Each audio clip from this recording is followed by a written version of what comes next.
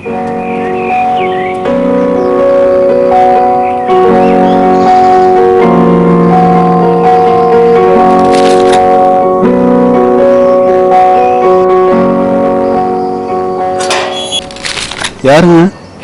நாங்கள் பக்கத்து வீட்டில் புதுசாக குடி வந்திருக்கோம். இன்னைக்கு ஈவினிங் 6 o'clock எங்கள் வீட்டில் என் பொண்ணோட பர்த்டே ஃபங்க்ஷன். அதான் அவங்க எல்லாரையும் இன்வைட் பண்ணலான்னு வந்திருக்கோம். அப்படியாங்க? நல்லதுங்க. உங்களை மாதிரி நல்லவங்க எங்களுக்கு நெய்பராக கிடைக்கிறதுக்கு நாங்கள் ரொம்ப கொடுத்து வச்சிருக்கோம். பொண்ணு என்ன பண்றா? பொண்ணு இப்போ 5th to 6th போறா. இப்போ சம்மர் வெக்கேஷன் நடந்துட்டு இருக்கு. அப்படியாங்க? என் பையனுக்கு சம்மர் வெக்கேஷன். பயங்கர சுட்டி, வீட்டிலே தங்குறது இல்ல. ஓ அப்படியா சார்? அவன் 4th to 5th போறான். ஓ ரொம்ப வாலு போல இருக்கு. இந்த காலத்து பசங்க ரொம்ப நாட்டி. சரி டைம் ஆச்சு சார், எல்லாரும் ஈவினிங் ஃபங்க்ஷனுக்கு வந்துருங்க. Okay ma'am.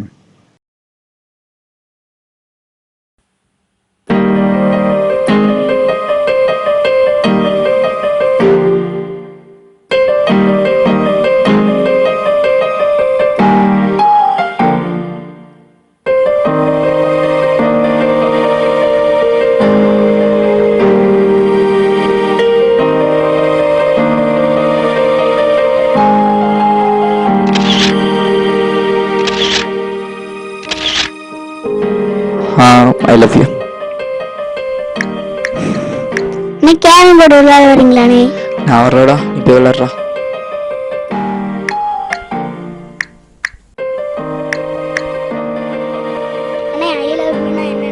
ஐயோ கண்டுபிடிச்சிட்டானே. அதாவதுடா, ஐ லவ் யூன்றது ஒரு அன்பான வார்த்தை. அது யார் யாருக்குனாலும் சொல்லலாம். எனக்கு ஒன்று பிடிச்சிருக்கா, உனக்கு நான் ஐ லவ் யூ சொல்லலாம். இப்போ ஒன்னு எனக்கு பிடிச்சிருக்கா, எனக்கு நீ ஐ லவ் யூ சொல்லலாம். இதுல தப்பே இல்லை.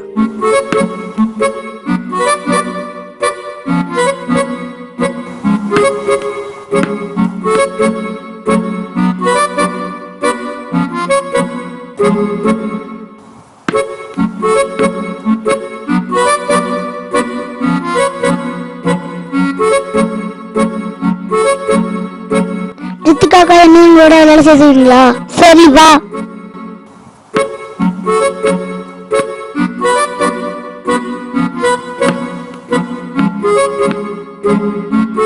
அக்கா நேற்று பர்த்டே ஃபங்க்ஷன் செம்மையா இருந்துச்சுக்கா.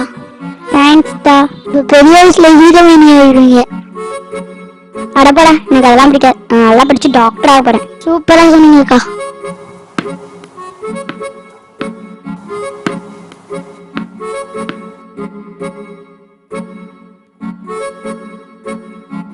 அக்கா நம்ம ஒரு கேம் விளையாடலாமா?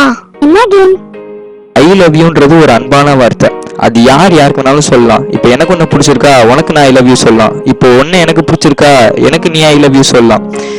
இதுல தப்பே இல்லை. உங்களுக்கு யார் ரொம்ப பிடிச்சிருக்கோ பேரை பேப்பர் எழுதி ஐ லவ் யூன்னு போட்டு தாங்க. நானும் அப்படியே போட்டு தரேன். ஓகேவாக்கா? ஓகே.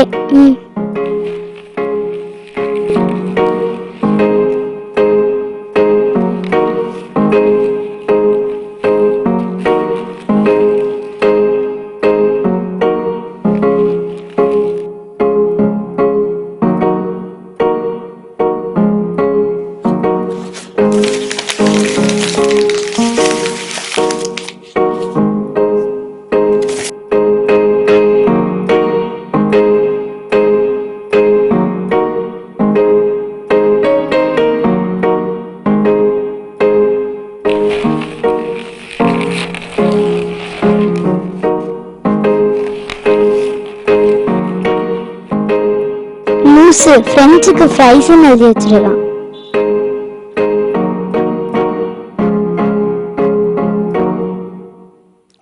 குட்டீஸ் விளையாண்டது போதும், எல்லாம் வீட்டுக்கு கிளம்புங்க, நான் கிளம்பணும். டாடி டாடி நானும் அங்க கூட வரேன் டாடி.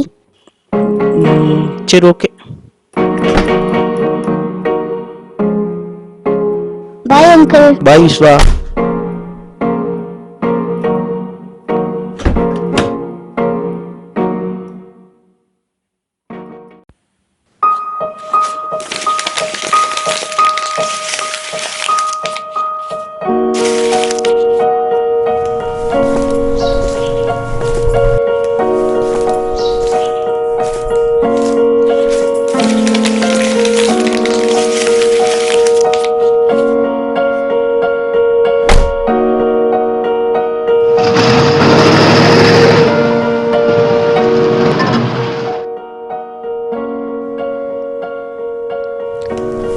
ஹே விஸ்வா, இன்னும் வீடெல்லாம் தேடிக்கிட்டு இருக்க, இங்கே வந்து உட்காந்துட்டு இருக்க?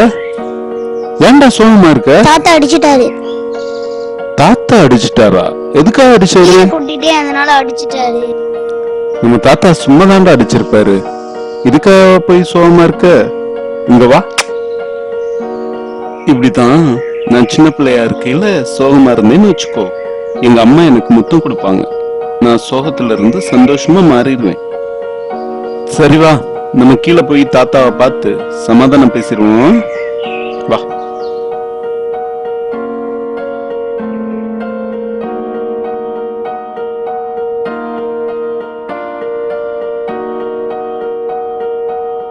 என்னங்க ஆச்சு? என்ன யோசிக்கிறீங்க?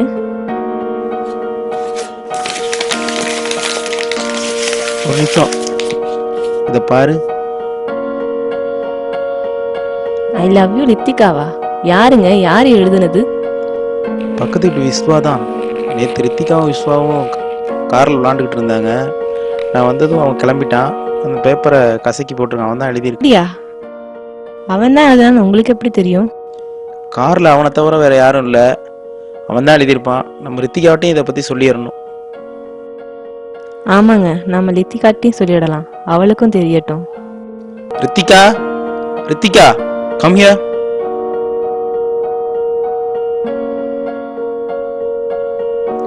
அப்பா சொன்னா கேப்பில்ல, இனிமே அந்த விஸ்வாட்ட பேசாத, பழகக்கூடாது, கொஞ்சம் அவாய்ட் பண்ணிக்கோ. ஏன் டாடி? அப்பா சொன்னா கேப்பில்லடா, உன் நல்லதுக்கு தான் சொல்றேன். இனிமே அவன் கூட பழகக்கூடாது, சரியா? சரி ஓகே டாடி, இனிமேட்டு அவன் கூட பழக மாட்டேன். ம்.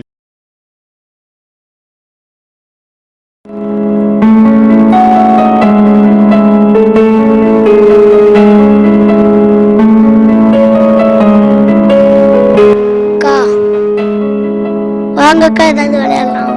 நீ விளையாடுற, நான் வரல.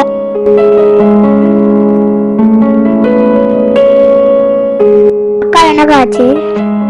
அதெல்லாம் ஒண்ணும் இல்லடா. அக்கா ஏன்க்கா சொல்ல மாட்டீங்க? நீ போடா, அதெல்லாம் ஒண்ணும் இல்லை. நம்ம அப்பா ஏதோ சொன்னாரு. இப்படித்தான் நான் சின்ன பிள்ளையா இருக்கையில சோகமா இருந்தேன்னு வச்சுக்கோ, எங்க அம்மா எனக்கு முத்தம் கொடுப்பாங்க. நான் சோகத்துல இருந்து சந்தோஷமா மாறிடுவேன்.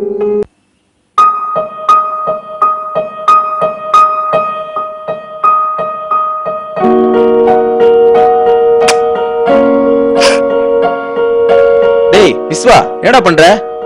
உன்னை இங்க வரக்கூடாதுன்னு சொல்லியிருக்கேன்ல. இனிமே இந்த சைடு வந்தா தொலைச்சு போடுவேன், தொலைச்சு போடா வெளியே. முத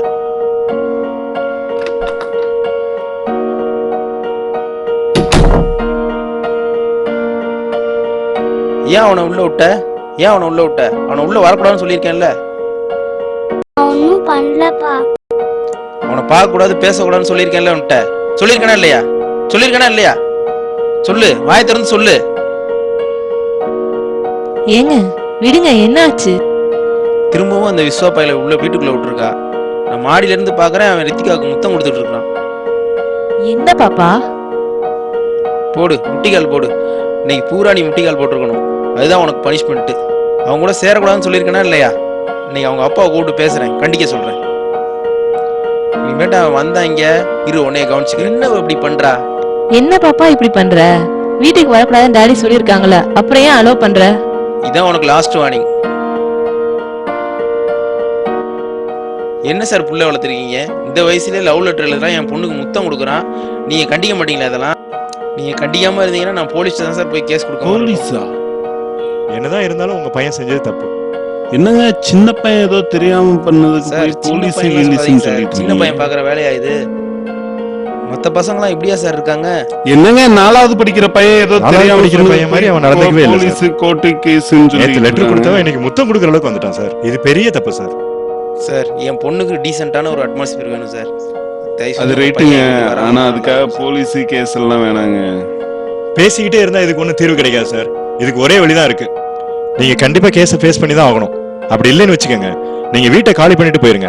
எங்களுக்கு பொண்ணோட வாழ்க்கை தான் ரொம்ப முக்கியம்.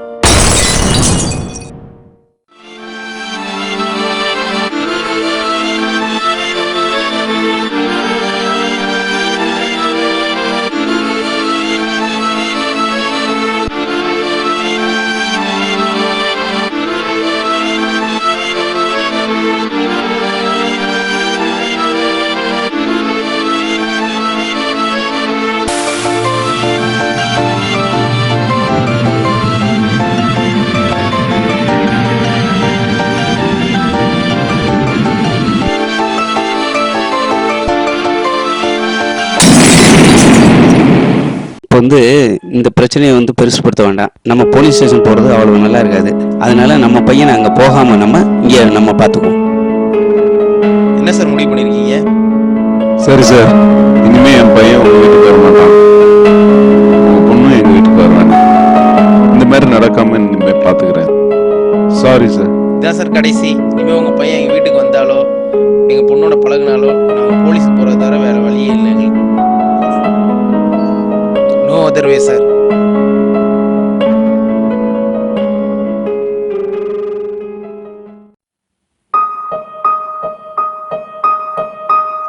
ஏன்க்கா இப்போலாம் விளையாட வர மாட்டேங்கிறீங்க? நீ போடா, எங்க அப்பா திட்டுவாரு.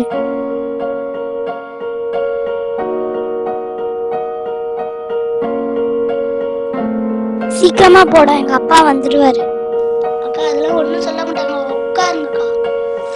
அக்கா ஏன்க்கா இப்போலாம் பேச வர மாட்டேங்கிறீங்க? டேய் விஸ்வா, அன்னைக்கே உன்னை இந்த பக்கம் வரக்கூடாதுன்னு சொல்லியிருக்கேன்லடா, திரும்ப எதுக்குடா வந்திருக்க? போடா வெளியே, போடா. அன்னைக்கு சொன்னேன்லடா, போ வெளியே, போ வெளியே. நீ இந்த பக்கமே வரக்கூடாது, போடா போடா. ஏன் அவனை உள்ள விட்டு? நான் ஒன்றும் பண்ணலப்பா, அவனாதான்ப்பா வந்தான். வா உள்ள போ முத. இரு உன்னை வச்சுக்கிறேன். எத்தனை தடவை சொல்லியிருக்கேன் அவன் கூட சேரக்கூடாதுன்னு. போ உள்ள. இனிமே இந்த ரூம்குள்ள தான் இருக்கணும் நீனு. ராதிகா, ராதிகா, இனிமே அவன் அந்த ரூம்ல தான் இருக்கணும், வெளியே வரக்கூடாது. இனிமே வந்தா சரி, நான் பாத்துக்கிறேன். பாத்துக்க. ஏன் சார் இப்ப கூப்பிட்டீங்க? என்ன சார், நாங்க அவ்வளவு தூரம் எடுத்து சொல்லியும் உங்க பையன் திரும்பவும் எங்க பொண்ணு கூட விளையாடுறான். நீங்க கண்டிக்க மாட்டீங்களா சார்? என்ன சார் பண்றது, சின்ன பையன் தெரியாம பண்ணிட்டான். எந்த சின்ன பையன் இப்படி நடந்துக்குவான் சார்? சார் அவன் சின்ன பையன் சார், அவன் தெரியாம பண்ணதை நம்ம தான் சார் வேற மாதிரி பாக்குறோம். அந்த பொண்ணை கூட அக்கா அக்கான்னு தான் சார் கூப்பிடுவான். பசங்களோட எண்ணம் கரெக்டா தான் சார் இருக்கு, நம்ம தான் தப்பா பாக்குறோம். நான் திரும்ப அவர்கிட்ட பேசி பார்க்கவா சார்? அவர் உங்ககிட்ட பேசுறதுக்கே ரெடியா இல்ல சார், அவர் போலீஸ் கிட்ட போயிட்டார். இதுக்கு மேல என்னால ஒண்ணும் பண்ண முடியாது சார்.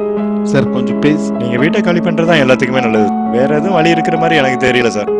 நீங்களே யோசிச்சு பாருங்க சார், இது அவ்வளவு பெரிய விஷயம் ஒண்ணும் இல்ல சார். ஏதோ நடந்துச்சு சார், இதுக்கு மேல என்னால ஒண்ணுமே பண்ண முடியாது. ஏற்கனவே ஒரு தடவை வாணி கொடுத்தோம், திரும்பி இது மாதிரி பண்ண நாங்க என்ன பண்ண முடியும் சொல்லுங்க? இந்த சின்ன விஷயத்துக்காக வீட்டையே காலி பண்ண சொல்றது நியாயமா சார்? குழந்தைத்தனமா இருக்கு சார். விஷயம் இது ஒன்றும் சின்ன விஷயம் இல்லை சார், ரொம்ப பெரிய இஷ்யூ ஆயிடுச்சு. எந்த ஹவுஸ் ஓனர் தான் வீட்டுக்கு போலீஸ் வரதை விரும்புவாங்க சார்? நானும் நிறைய வாட்டி ரித்திகா அப்பாட்ட சொல்லி பார்த்துட்டேன், அவர் கேட்குற மாதிரியே இல்லை. அதனால கண்டிப்பா வீட்டை கால் பண்ணிருங்க சார், வேற ஆப்ஷனே இல்லை சார். ஓகே சார், விடுங்க சார். எவ்வளவு சொன்னாலும் புரிஞ்சுக்க மாட்டேங்கிறீங்க. நாங்க எங்க சென்னையில இருக்க பெரியம்மா வீட்டுக்கு போயிடுவோம் சார். ஒரு 2 நாள் டைம் கொடுங்க, நாங்க காலி பண்ணிடுறோம். 2 நாள் டைம் தரோம் சார், அதுக்குள்ள நீங்க வீட்டை காலி பண்ணிட்டு போயிருங்க.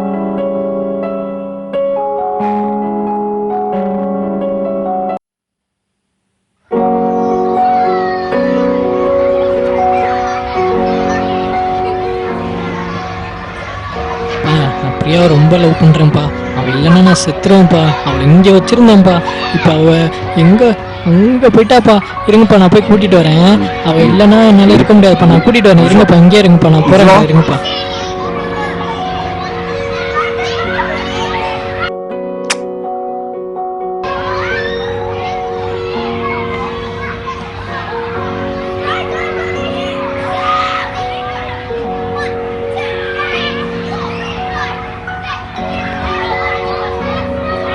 அங்கிள், என்னை உங்களுக்கு ஞாபகம் இருக்கா? யாருமா தெரியலையே. ரித்திகா, அவங்க வீட்டுக்கு பக்கத்து வீட்டுல இருந்தேன். நீ அம்மா நல்லா இருக்கியா? நல்லா இருக்கேன் அங்கிள். குழந்தை யாருமா? இது என்னோட குழந்தை தான் அங்கிள். 12th படிக்கும்போது எங்க அப்பா என் மேல நம்பிக்கை இல்லாம மேரேஜ் பண்ணி வச்சுட்டாரு. எனக்கு கல்யாணம் ஆகி 2 years ஆச்சு. இப்போ சென்னைக்கு வந்து 2 months ஆச்சு. டீ நகர்ல இருக்கேன் அங்கிள். என் பிரியாப்பாவ இது ரித்திகாடா. பிரியாப்பாவ என் கூட பைக்லாம் வந்திருக்காப்பா. பிரியாப்பா பைக்ல அங்கிள், யார்? நம்ம விஸ்வாவா? நம்ம விஸ்வாதாம்மா. 6 மாசத்துக்கு முன்னாடி ஆக்சிடென்ட்ல அவன் லவ் பண்ண பொண்ணு இறந்துறவன் இப்படி ஆயிட்டான். அவன் மனசுக்கு சந்தோஷமா இருக்கணும் தான் இந்த மாதிரி இடத்துக்கு கூட்டிட்டு வந்திருக்கேம்மா.